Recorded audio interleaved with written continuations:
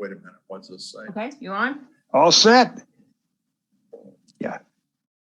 Hold still. Come here. Yeah. What does that say right here? There's Tommy. TJ, Got it. Kitty, how you doing? I'm doing fine. Where are you now? Minnesota? Vermont. Oh, you're in Vermont. I'm not too far away from where we played in the Pierce. That was in Rutland. Where are you? I'm about 30 minutes south of there in Manchester, about to go out and play Equanic this afternoon. I'm not like Quanic. Who wins, you or your wife? She doesn't play anymore. She just fly fishes. Really? Yeah. Yeah, she gave up golf. I don't know. It's got to be 4 or 5 years ago now. She just got really smitten with fly fishing. Huh. It works. It's a lot simpler than worrying about hitting a drive out of play. Yeah, right. Okay, let's get this started. Ready? Hello, everybody. Tommy John here, rubbing elbows with Tommy John. Today's guest is one of my very, very good friends and a great competitor and a great left-handed pitcher, Jim Kaat. Rubbing Elbows is brought to you by Herkimer Diamond Mines, owned and operated by the beautiful Renee Shavat. I told her I'd say that, so that's, you know.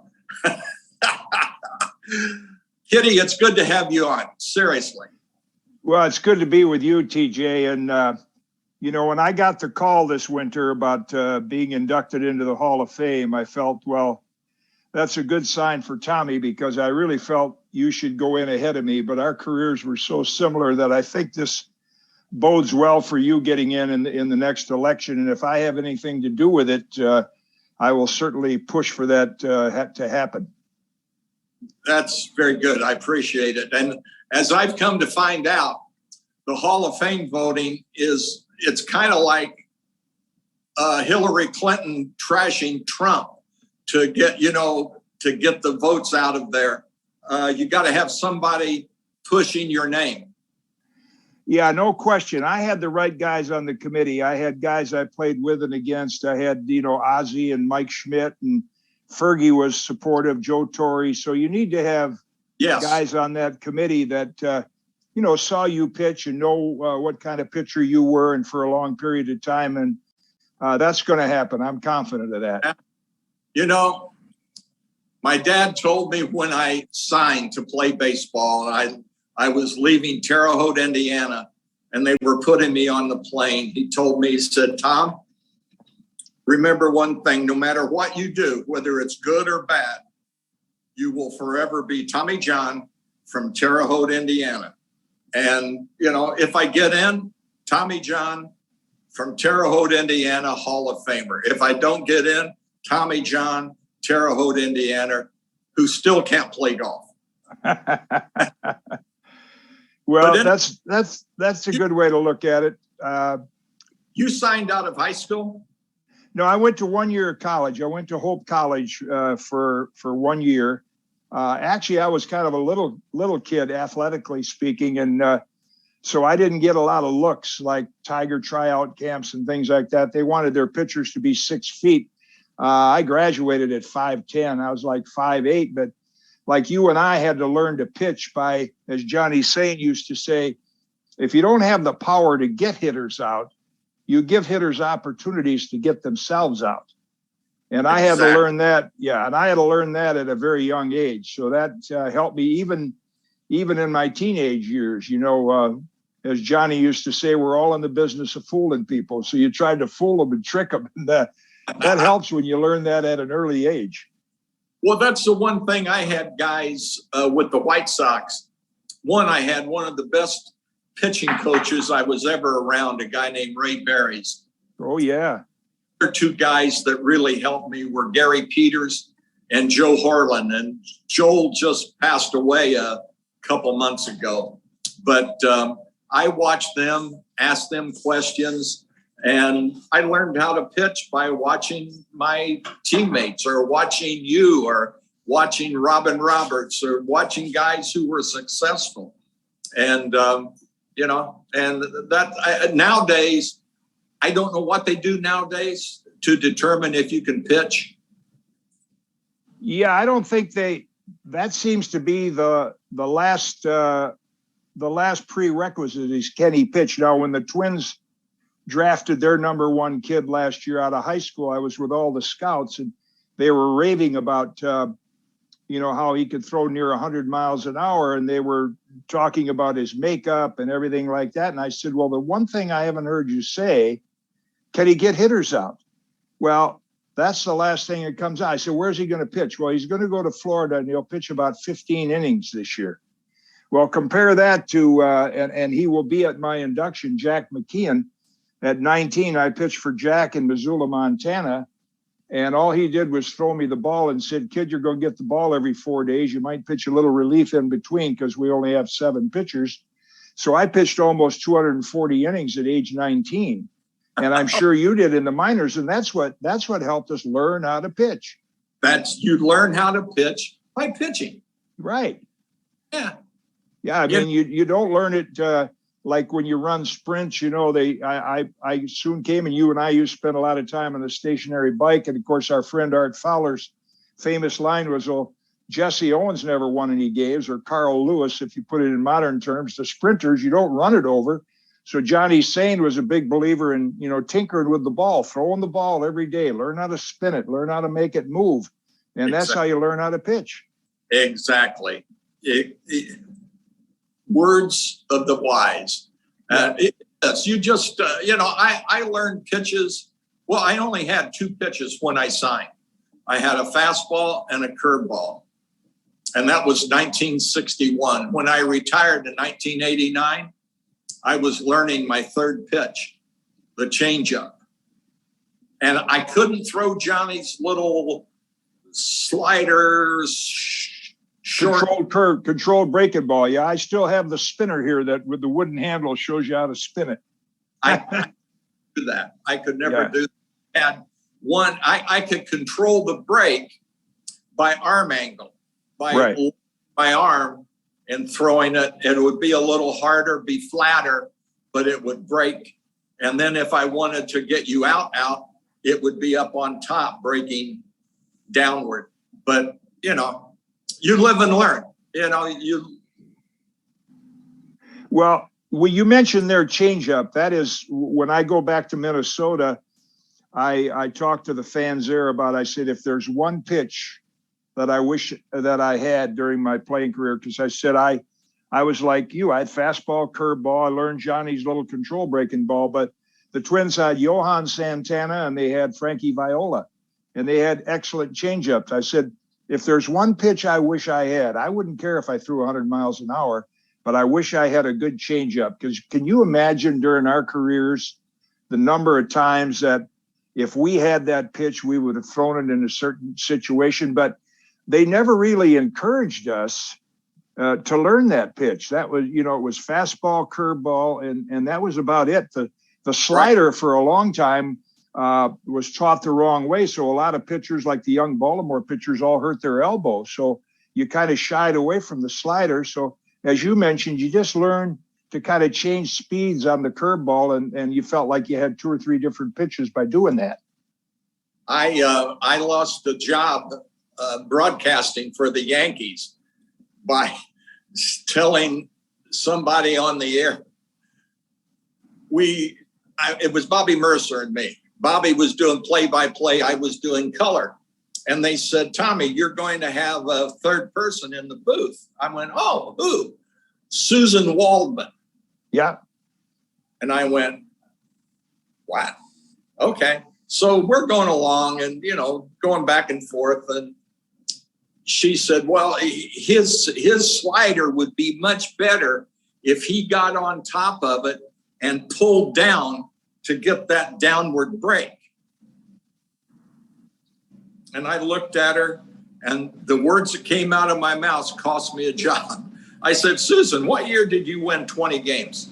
Yeah. Well, I mean, that's what Mel Stottlemyre said. And I said, oh, Mel Stottlemyre said if he would get on top and pull down. And she said, yes. I said, okay, I'll buy that. Yeah. And that's when I found out that Steinbrenner and Susan were very, very good friends, and I was not invited back.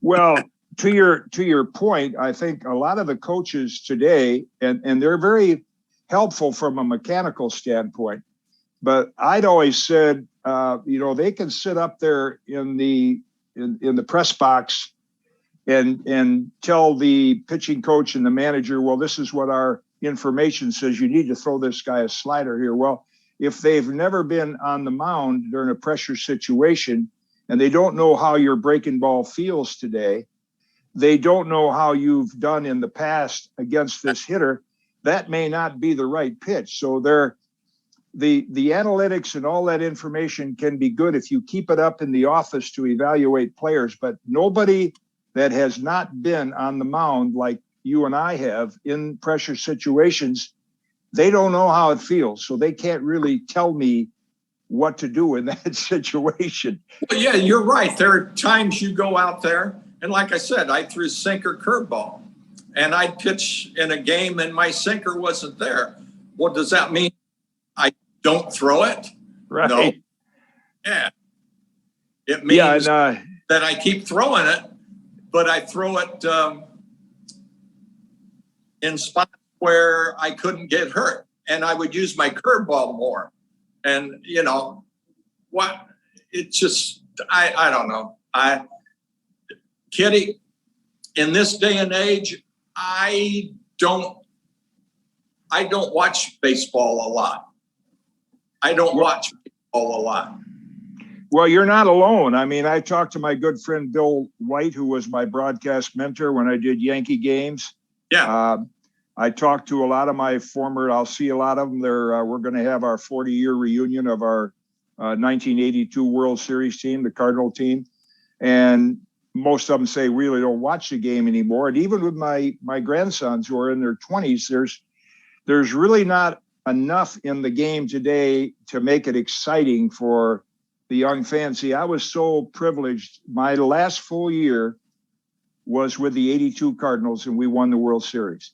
We hit 67 home runs as a team. We stole 200 bases. We had the best infield defense.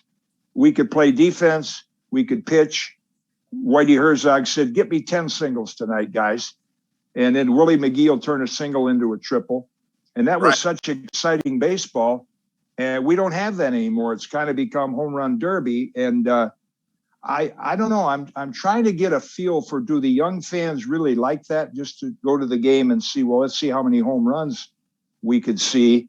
Whereas us old codgers, we liked the hit and run, the sacrifice bunt, the inside game of baseball where you didn't have to listen to loudspeakers blaring out, hip hop music. You just wanted to hear the ball hit the bat and watch the game. And I don't know if there's a lot of us still watching or if it's the younger generation, but certainly guys of the vintage of you and I, even games that I announced, the game is not as appealing as it was 50 years ago.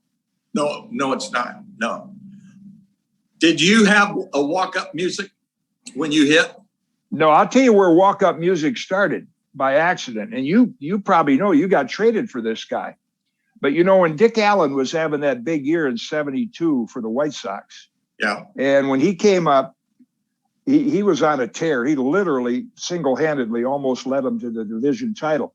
So Nancy Faust, the organist for the White Sox, played Jesus Christ Superstar. And Dick hits one in the upper deck. So from that day on, every time he came up, they played that song. No, I didn't have any. I get a kick sometimes when they play walk-up music and I see a guy late on a fastball. I always say his walk-up music should be, don't get around much anymore. Oh my God. Oh, that's funny. That's funny. But, you're right. It's, what was your first game? When you signed, and you went to the big leagues. Who did you pitch against for your first time? Well, my debut was against the White Sox in 1959. And actually, I had come up from Chattanooga. I struck out 19. Next game, I struck out the first 4, and then I did something to my shoulder. We didn't know what. We didn't have MRIs. Right. But I said to Red Marion, our manager, I said, my shoulder doesn't feel right. He said, well, take 10 days off. So I come back and my arm angle has dropped quite a bit. So now he calls me in and said, kid, you're going to the big leagues. I said, wonderful, but do they know I'm not the same pitcher that I was 3 weeks ago? Well, they didn't track that stuff. He said, you tell them about it up there. So I go up and I start game 2 against Aparicio, Fox, and the guys that won the pennant that year.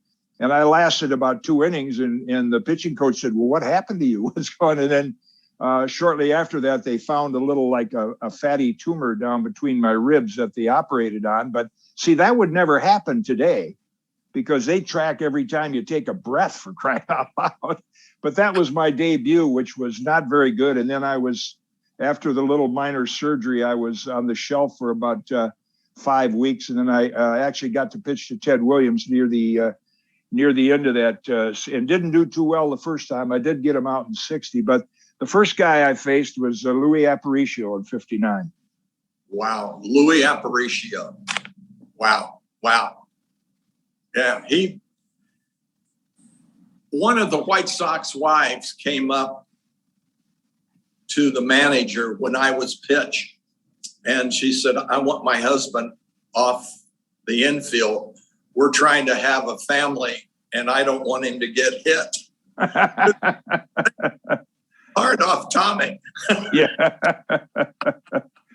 Yeah, I've had a few infielders say that to me. Funny.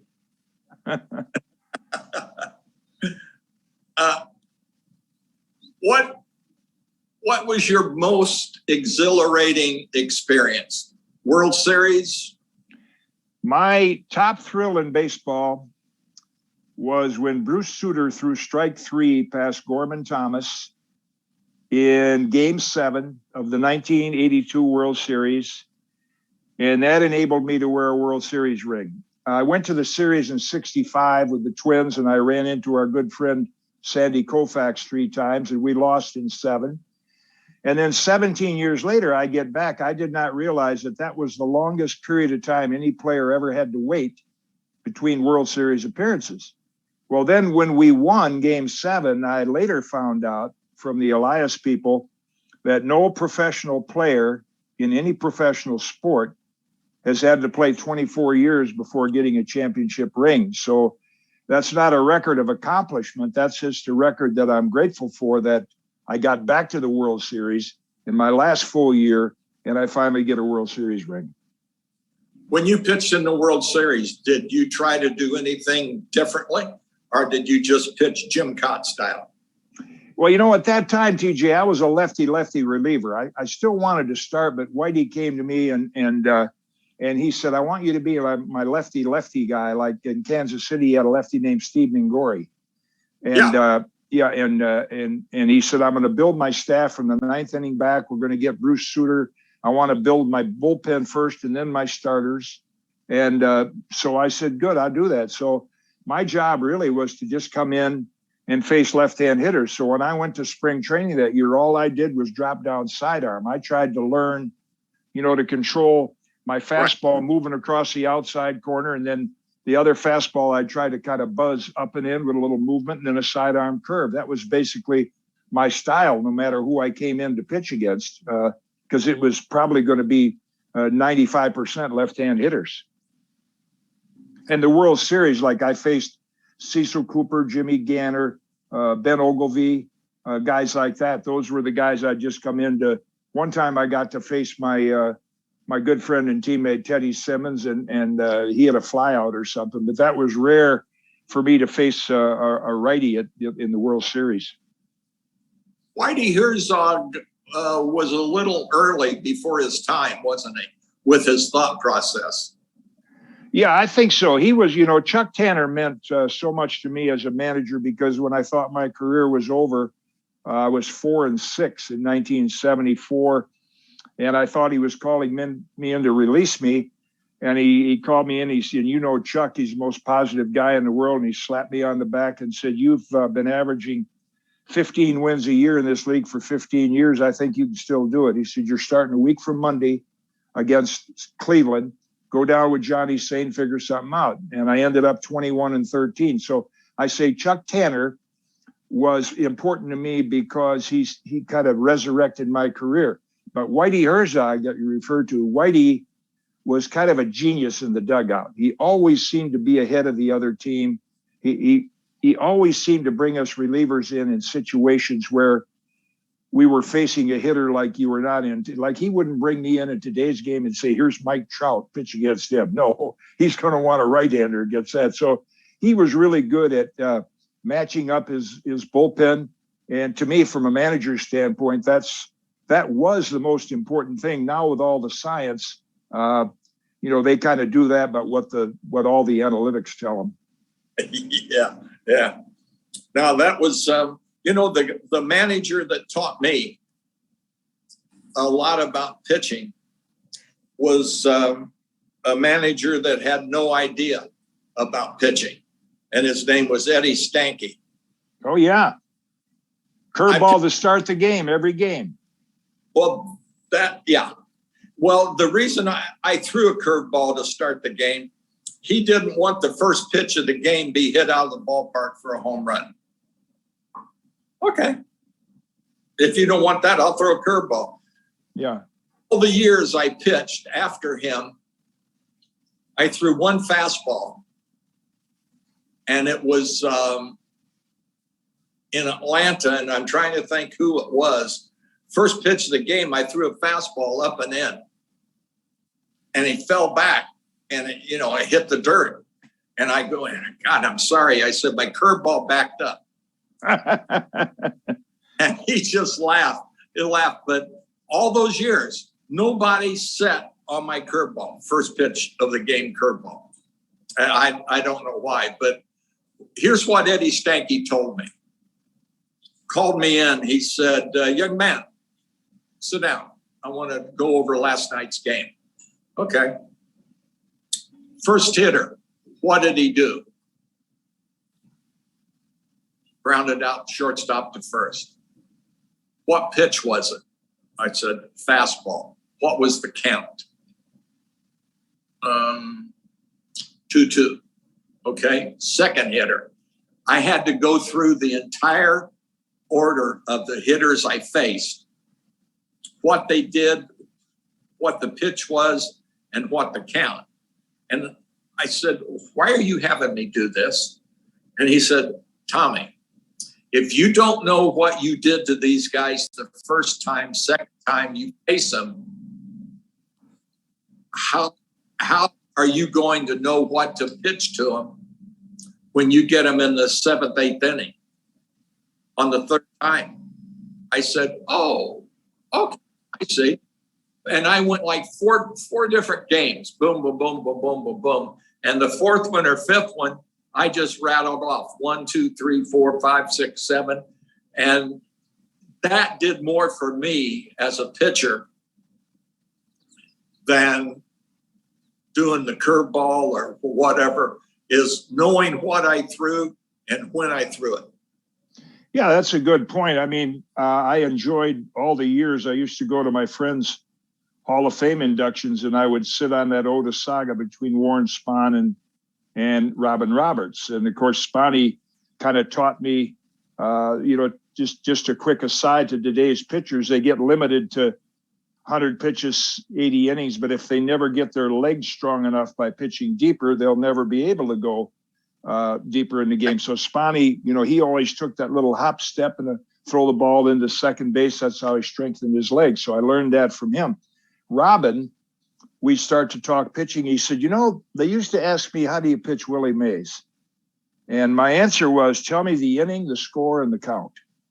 Well, see, they don't pitch like that anymore. In other words, what he was saying, if he's got a 6-0 lead in the 8th inning and Willie Mays is hitting, "Here it is, Willie. See how far you can hit it." Hit it ballpark. It's going to be Right. 6 but if it's 1-1 in the seventh with a man on second, I'm not probably going to pitch you that way. But what happens today, and that's why they don't let pitchers go the third time through the batting order, is you see their plan, or their so-called game plan, is they just seem to pitch every hitter the same way when they come up. They don't vary their pattern. I think the last guy that I saw that really did that successfully was Greg Maddux. But now there are power guys, and here it is. I'm going to pitch you this way for 2 at-bats, and my job is done with. But that stuck with me, what Robbie said. So when I would face Mickey Mantle, for example, I'd put that into play. Okay, what's the score, what's the inning, and what's the count? And that's going to determine how I pitch him. Robin Roberts, we had a Philly farm club in Terre Haute, Indiana, and I was a Philly fan, along being a Cub fan. And Robbie was my favorite pitcher ever. And who do I beat in my first big league win? Is I beat Robbie in Baltimore. He was pitching for Baltimore. Robbie and I start the game. We both go complete games. I threw 72 pitches in 9 innings, and it was an hour and 34 minutes. Right. Yeah. But I just got the ball and I threw sinker, got the ball sinker. Next guy, boom, sinker, curveball. And it's just, but I beat Robbie, and every time I saw him, he said, you're the guy that beat me in Baltimore, aren't you? Okay. You helped get me out of the game. But you had a lot of coaches, and I know you were big with Johnny Sain. Who else helped you as a pitching coach, and what did they tell you? I think the 2 coaches that really helped me the most were Eddie Lopat and Johnny Sain. Now, I had Marv Grissom for a year, and the one thing Marv did for me is he taught me a screwball. He was a right-hander that threw a screwball, which was unusual. But so that was a pitch I used, and unfortunately I slid into second base in 72. That was the last year before the DH, and I broke a bone in my wrist, and I never really got the feel of that screwball back. But early in my career, what Eddie Lopat did was he said, kid, you got fastball and curveball.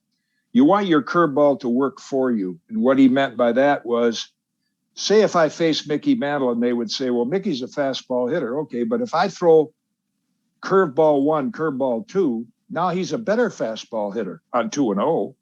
Right. So I learned to gamble early in the count, try to get ahead. And then if I threw a curve and missed, I was still in a favorable count where maybe I could come back with it again. So I didn't want to waste my curveball early in the count and fall behind hitters where you were forced to throw them a fastball. So Eddie taught me, that was one of the things that Eddie taught me. But the interesting thing with both Eddie and Johnny is they both won 20 games in the big leagues. Neither one would have blacked your eye with their best fastball from 60 feet, but they knew how to pitch.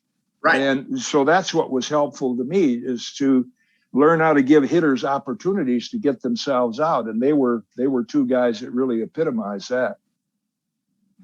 That was my 2 Ray Berries. And when I was with the Dodgers, we had a disciple of Berry's, Red Adams. Yeah, I heard about both of them. I knew so much. I got to meet Ray, and I've heard so many good things about Red Adams. Yeah, Red was, when I had my elbow surgery and I came back, I said, Red Dog, one thing I want to ask you. Make sure I do the same thing. I throw the same way. My arm angle's the same. Everything is the same now as it was before I hurt my arm. He pulled out his notebook. He said, what does this say? Make sure TJ throws the same. And I said, okay, we're on, because a lot of times you have an injury like that, you come back and you'll change your arm angle and it'll make the pitches look different. Right. And I wanted to be the same. And the only thing I did differently is I stepped more across my body than I did early on. And I did it, I guess, out of right here thinking that I would go there and it would be easier on my elbow. But, in fact, I had, who was it with the Braves said, you step across your body quite a bit, don't you? And I said, yeah. Do you do that to hide the ball to throw out of your jersey? And I said, I throw out of my jersey? Oh, yeah, you throw out of your jersey. I didn't know that. So then I went, okay. I stepped across my body and threw, and the ball would come out of your white or gray. Yeah. And anything to get a leg up on the hitter. Yeah, I remember when we were teammates with the Yankees and then playing against you with the Dodgers. Yeah, because if I were to pitch against you, wherever I planted my foot, your plant foot might be 6 inches to the left there. But yeah. TJ, I'd love to sit and talk with you pitching all day, but I do have an appointment I have to get to, so I'm going to have to call this off. And if you ever want to do it again or continue it, please feel free to call. How's your golf game? Well, you know what I tell all my friends that now will say, well, how'd you play today? I said, you never ask a man over 80 how he played. You just ask him, did he play? And so I get enjoyment, the recreation. Like today, I'll be with some buddies that came down from Florida. I don't see them very often. And we could care less how we played. We just have a good time. That's, you were talking about the Pierce. I think it's been 2 or 3 years now that my friend Larry Haggerty and I have not played in the Pierce. It got to be too technical for me, you got to do that. I just want to play golf. And now when I get my leg strength back and I can walk without a walker or a cane, all I want to do is be able to play golf 9 holes with my wife. And that's all I care about. Right. Good way to look at it. Yeah, baby. All right, TJ, I've enjoyed it. Always enjoyed talking with you, and I'm happy to do it again anytime. Thanks, Kitty. Appreciate it. All right, I'll do that. Take care. All right. Bye-bye. Bye.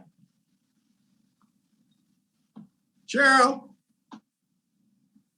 Good one.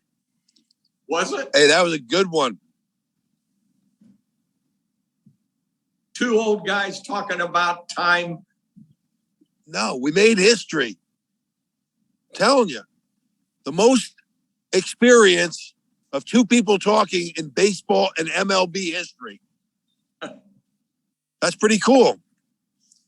And the nice thing about it, he'll do it any other time. So we'll get the Thurman, we'll get the advice, all that stuff. We got plenty for this one.